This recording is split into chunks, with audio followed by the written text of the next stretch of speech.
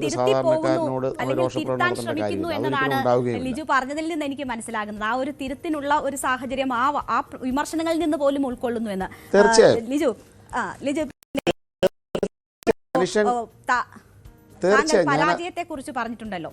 ഈ പരാജയങ്ങൾ വിഷമിപ്പിച്ചതിനെ കുറിച്ച് പറഞ്ഞുകൊണ്ട് ഓക്കെ പറഞ്ഞു നിർത്തോ.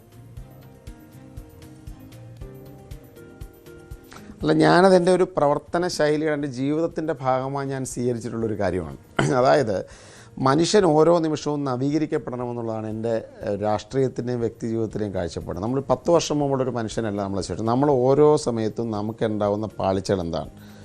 നമ്മുടെ സഹിഷ്ണുതയുടെ അംശം വർദ്ധിപ്പിക്കണം, നമ്മുടെ അനുകമ്പയുടെ അംശം വർദ്ധിപ്പിക്കണം, നമ്മുടെ പഠനത്തിൽ നമ്മൾ കൂടുതൽ കാര്യങ്ങൾ ചെയ്യണം, നമ്മുടെ പെരുമാറ്റത്തിൽ കൂടുതൽ മെച്ചപ്പെടണം, നമ്മുടെ സംഭാഷണങ്ങൾ കൂടുതൽ ഇതങ്ങനെയാണ് ആഗ്രഹിക്കുന്നത്. അപ്പോൾ എൻ്റെ ഒരു സംഭാഷണത്തിൽ ഞാനിങ്ങനെ സംസാരിച്ചപ്പോൾ എന്നെ സ്നേഹിക്കുന്നവർ തന്നെ പറഞ്ഞു, ലിജു കുറച്ചുകൂടെ സമയത്തിലൂടെ സംസാരിക്കാമായിരുന്നു, ഇത്രയും ദോഷപ്രകടനത്തിൻ്റെ ആവശ്യമില്ല, ഉപയോഗിച്ച വാക്കുകൾ ചിലപ്പോൾ അത് മിസ്ഇൻ്റർപ്രറ്റ് ചെയ്തേക്കാം. തീർച്ചയായിട്ടും ഞാൻ പോസിറ്റീവായിട്ടാണ് എടുത്തത്.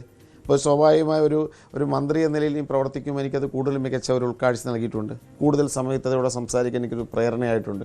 അത് നന്നായി എന്നാണ് എൻ്റെ അഭിപ്രായം. അത്തരം വിമർശനങ്ങൾ പിന്നെ ചിലർ വിമർശിക്കാൻ വേണ്ടി വിമർശിക്കും, അസഭ്യം പറയും. ഇപ്പം നവമാധ്യമങ്ങളിൽ എത്രയോ ഫേക്ക് അക്കൗണ്ടുകൾ അസഭ്യം പറയുന്നവരുണ്ട്. അപ്പം നമുക്ക് അവരെ ഒന്നും തിരുത്താൻ സാധിക്കില്ല. ഓരോ മനുഷ്യർക്ക് ഓരോ തരത്തിലാണ് ഓരോ വ്യക്തികൾ. അവരും നവീകരിക്കപ്പെടട്ടെ എന്നാണ് എനിക്ക് ആശംസിക്കാനുള്ളത്. ശരി, നമുക്ക് അതൊക്കെ വിടാം.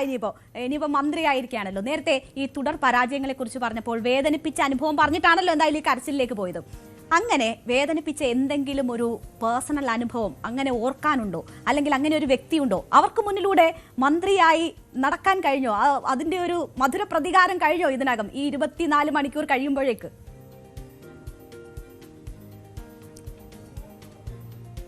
അങ്ങനെയൊന്നുമില്ല. അതൊക്കെ എനിക്കങ്ങനെ നമുക്ക് എന്താണ് എന്തൊക്കെ പ്രതികാരം എന്നൊക്കെ പറയുന്നതിൽ എന്താണ് അർത്ഥം?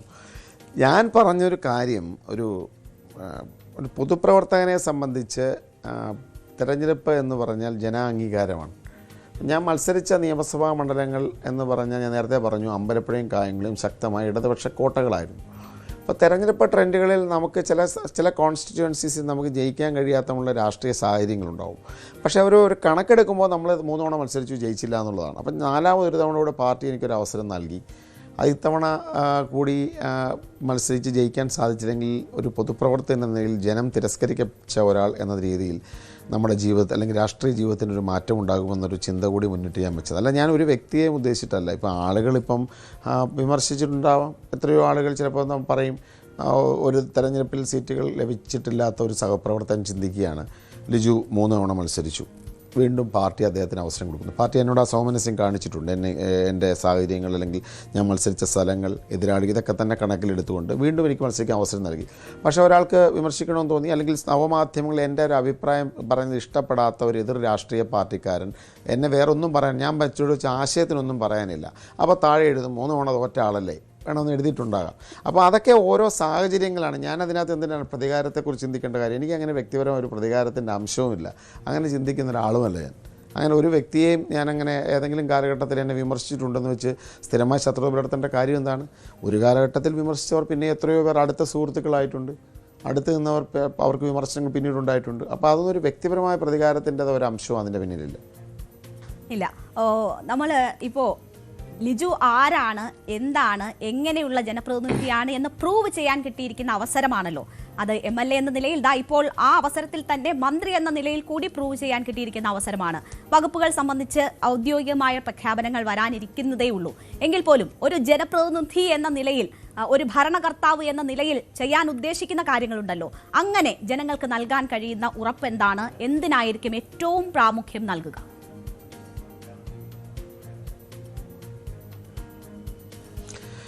നമുക്കൊരു ജനപ്രതിനിധി എന്ന നിലയിലും മന്ത്രി എന്ന നിലയിലും ഏറ്റവും കാര്യക്ഷമതയോടെ, സത്യസന്ധതയോടെ, ആത്മാർത്ഥതയോടെ ജനങ്ങൾക്ക് പ്രാപ്യനാവുന്ന, സാധാരണ ജനങ്ങളുടെ ജീവിതത്തിൽ പുരോഗതി ഉണ്ടാക്കുന്ന, അതോടൊപ്പം പൊതുനാടിൻ്റെ സമഗ്ര പുരോഗതിക്കായി പ്രവർത്തിക്കുന്ന ഒരു ജനപ്രതിനിധിയും മന്ത്രിയുമായിരിക്കും എന്നുള്ളതാണ് ആ കാര്യത്തിൽ എനിക്ക് നൽകാനുള്ള ഒരു ഉറപ്പ്. മനസ്സ് നിറഞ്ഞ ആത്മാർത്ഥതയോടെ, സത്യസന്ധതയോടെ ജനങ്ങൾക്കൊപ്പം പ്രവർത്തിക്കും. വിഷയങ്ങളെ കാര്യമായി പഠിക്കും. എനിക്കൊരു വകുപ്പ് ലഭിച്ചാൽ തീർച്ചയായിട്ടും അതിനെക്കുറിച്ച് ആഴത്തിൽ പഠിച്ച് എനിക്കറിയാവുന്ന കാര്യങ്ങൾക്കൊപ്പം തന്നെ കൂടുതൽ എന്നേക്കാൾ മികച്ച ആ വിഷയത്തിൽ അറിവുള്ളവരുമായി സംസാരിക്കുകയും ജനങ്ങൾ ഇതിൻ്റെ നേരിട്ട് അതുമായി ബന്ധപ്പെട്ട ഇമ്പാക്റ്റ് ഉണ്ടാകുന്ന ആർക്കാണോ അതുമായി ബന്ധപ്പെട്ട ഫലങ്ങൾ അനുഭവിക്കപ്പെടുന്ന ജനതയുമായി കൂടി സംസാരിച്ച് തീർച്ചയായിട്ടും നയങ്ങൾ രൂപീകരിക്കുമെന്നുള്ളതാണ് എനിക്ക് അക്കാര്യത്തിൽ പറയാനുള്ളത്. ഇതിപ്പോൾ താങ്കൾ ഈ വിഷയങ്ങൾ കൃത്യമായി പഠിക്കുന്ന, ആഴത്തിൽ പഠിക്കുന്ന, അങ്ങനെ പഠിച്ച് പ്രതികരിക്കാനും പ്രവർത്തിക്കാനും ഇഷ്ടപ്പെടുന്ന ആളാണ് എന്ന് ചുരുങ്ങിയ അല്ലെങ്കിൽ ഈ പരിചയം കൊണ്ട് തന്നെ നമുക്കറിയാം, അല്ലെങ്കിൽ ലിജു എന്ന രാഷ്ട്രീയക്കാരനെ മനസ്സിലാക്കിയതിൽ നിന്നറിയാം. ഇതിപ്പോൾ പാഠപുസ്തകം കിട്ടാത്ത വിദ്യാർത്ഥിയെ പോലെ കാത്തിരിക്കുകയാണോ, അതിന്ന് വന്നിരുന്നെങ്കിൽ പഠിച്ചു തുടങ്ങാമായിരുന്നു എന്ന് വകുപ്പ് വൈകുമ്പോൾ?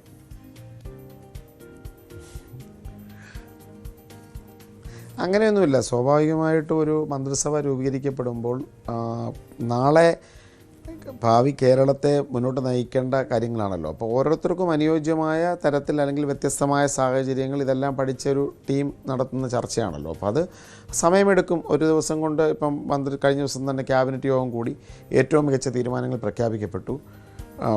ആശാവർക്കർമാരുടെ പ്രശ്നത്തിന് പരിഹാരങ്ങൾക്ക് തുടക്കമായി. അംഗൻവാടി വർക്കർമാർ, KSRTC ബസ്സിനെ സംബന്ധിച്ച കാര്യങ്ങൾ, യാത്രയെ സംബന്ധിച്ച കാര്യങ്ങൾ. അപ്പോൾ ഒരു നല്ല ട്രാക്കിലാണ്. അപ്പോൾ ചർച്ചകൾ അനിവാര്യമല്ലേ? ബെറ്റർ ലേറ്റ് ദാൻ നെവർ എന്നുള്ളതാണല്ലേ. അപ്പോൾ ലേറ്റ് ആയിട്ടുണ്ടെന്നും എനിക്ക് അഭിപ്രായമില്ല. ഒട്ടും ലേറ്റായിട്ടില്ല, ചർച്ച നടക്കുകയാണ്. ഇന്ന് കേട്ട് അനൗൺസ് ചെയ്യും. അതിലൊന്നും ഒരു തെറ്റില്ല. സ്വാഭാവികമാണ്. എക്സൈസ് വകുപ്പ് ആയിരിക്കും എം ലിജുവിന് ലഭിക്കുക എന്നതൊക്കെയാണ് മനസ്സിലാക്കുന്നത്. പെർഫോം ചെയ്യാൻ പറ്റുന്ന ഒരു വകുപ്പാണ് അത് എന്ന് കരുതുന്നുണ്ടോ, അതോ മറ്റ് ജനങ്ങളുമായി കൂടുതൽ അടുക്കാൻ പറ്റുന്ന, കൂടുതൽ എന്തെങ്കിലുമൊക്കെ ചെയ്യാൻ പറ്റുന്ന ഒരു വകുപ്പായിരിക്കണം എന്ന് ആഗ്രഹിക്കുന്നുണ്ടോ?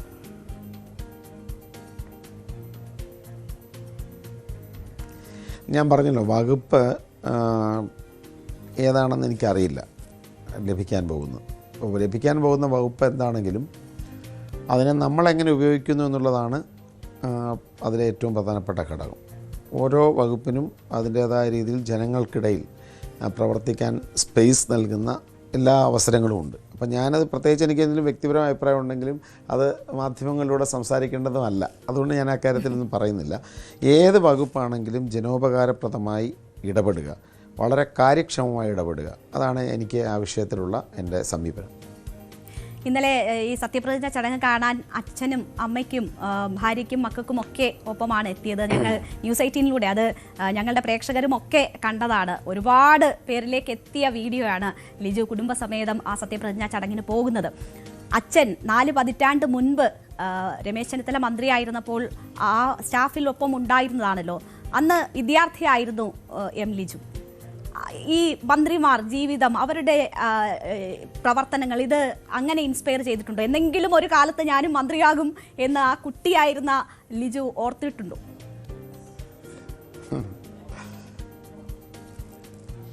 അച്ഛൻ പോലീസ് ഉദ്യോഗസ്ഥനായിരുന്നു. അദ്ദേഹം സർവീസ് നിൽക്കുന്ന സമയത്താണ് രമേശ് ചെന്നിത്തല, ഞങ്ങളുടെ ഹരിപ്പാട് MLA ആണ്. ഹരിപ്പാട് 1985-86 കാലഘട്ടത്തിലാണെന്ന് തോന്നുന്നു. അദ്ദേഹം ഗ്രാമവികസന വകുപ്പ് മന്ത്രിയായി. ഇപ്പോൾ സ്വാഭാവികമായും കോൺഗ്രസ് പശ്ചാത്തലമുള്ള കുടുംബത്തിൽ നിന്ന് വന്നൊരു പോലീസ് ഉദ്യോഗസ്ഥൻ എന്നതിൽ അദ്ദേഹത്തിൻ്റെ സ്റ്റാഫിൽ അദ്ദേഹം മന്ത്രിയായിരുന്നൊരു വർഷം അദ്ദേഹം ഉണ്ടായിരുന്നു.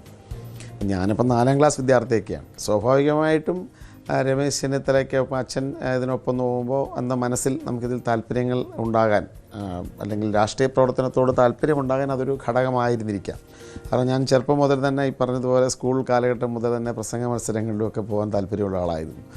5ാം ക്ലാസ്സിൽ ചെല്ലുമ്പോൾ അവിടുത്തെ സ്കൂളിലാണ് പഠിച്ചത്, അപ്പോൾ കുറേ ദൂരമുള്ള സ്കൂൾ. അപ്പോൾ അവിടെ ചെല്ലുമ്പോൾ തന്നെ KSUവിൽ അംഗമായി. അതിൻ്റെ ഒരു പ്രധാനപ്പെട്ട കാരണം സ്വാഭാവികമായിട്ടും അച്ഛൻ്റെയൊക്കെ നമ്മുടെ കോൺഗ്രസ് പശ്ചാത്തലമുള്ളൊരു കുടുംബത്തിൽ നിന്ന് ഒരാളാകുമ്പോൾ അന്ന് അവിടെ രാഷ്ട്രീയ പ്രവർത്തനം നടത്തുന്ന ആളുകൾ വന്ന് കണ്ട് KSUവിൽ ചേരണം എന്ന് പറയുമ്പോൾ നമുക്കതിനോട് താല്പര്യം ഉണ്ടാവുമല്ലോ. എന്ന് വെച്ചാൽ മന്ത്രിയാകാൻ വേണ്ടി രാഷ്ട്രീയ പ്രവർത്തനം തുടങ്ങിയ ഒരാളല്ല. 4ാം ക്ലാസ്സിലും 5ാം ക്ലാസ്സിലും പഠിക്കുന്ന ഒരു കുട്ടിക്ക് മന്ത്രിയൊന്നോ അല്ലെങ്കിൽ അങ്ങനെയൊന്നും ഉണ്ടോ? ചേർന്നപ്പോൾ നമുക്ക് ഈ പ്രസ്ഥാനത്തോടുള്ള സ്നേഹം കൊണ്ടാണ്. പിന്നെ കൂടുതൽ വന്നപ്പോൾ കോൺഗ്രസ് ആണ് ഇന്ത്യയിലെ ഏറ്റവും ഇൻക്ലൂസീവായ ഒരു രാഷ്ട്രീയ പാർട്ടി എന്ന പൂർണ്ണ ബോധ്യത്തോടെ. അപ്പോൾ ആദ്യം വീട് കോൺഗ്രസ് ആയതുകൊണ്ടും പിന്നെ ചേർന്നത് KSUവിലായെങ്കിലും KSUവിലായതുകൊണ്ട് കോൺഗ്രസ് ആയതാണെങ്കിലും പിന്നീട് എനിക്ക് പൂർണ്ണമായ ആശയബോധ്യത്തോടെ തന്നെയാണ് ഞാൻ കോൺഗ്രസ്സിൽ മുന്നോട്ട് പോയത്. രാഷ്ട്രീയ പ്രവർത്തനവും അത്തരത്തിൽ തന്നെയാണ്. ഞാൻ അഭിഭാഷകൻ എന്ന രീതിയിൽ വളരെ സജീവമായി പ്രാക്ടീസ് ചെയ്തിരുന്നു. പിന്നീട് യൂത്ത് കോൺഗ്രസ് സംസ്ഥാന പ്രസിഡൻ്റായി. നിൽക്കുന്ന സമയത്തും പിന്നീടും ഇപ്പോഴും അഭിഭാഷക വൃത്തി ഞങ്ങളുടെ ഒരു ഓഫീസ് വളരെ സജീവമായിട്ട് പ്രവർത്തിച്ചാണ് മുന്നോട്ട് കൊണ്ടുപോയത്. നേരിട്ട് എനിക്ക് എപ്പോഴും പറ്റില്ലെങ്കിലും ഞങ്ങളുടെ ഒരു ലോ ഫേം വെച്ചാണ് ഞങ്ങൾ കുറേ കാലം മുന്നോട്ടും അത്തരത്തിൽ പോയത്. അപ്പോൾ എന്നെ സംബന്ധിച്ച് ചെറുപ്പത്തിൽ അത്തരത്തിൽ ഒരു പശ്ചാത്തലം തീർച്ചയായിട്ടും അത് രാഷ്ട്രീയ പ്രവർത്തനത്തിലുള്ള ഒരു താല്പര്യം ഉണ്ടാക്കിയിട്ടുണ്ടെന്ന കാര്യത്തിൽ സംശയമൊന്നും വേണ്ട. മന്ത്രിയാകുമെന്ന് കരുതിയിട്ടല്ല.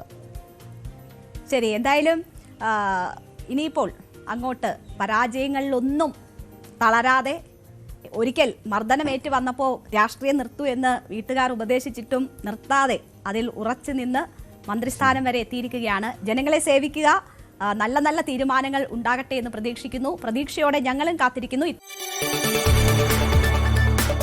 കൂടുതൽ വാർത്തകൾക്ക് news 18 Keralam YouTube channel subscribe ചെയ്യുക.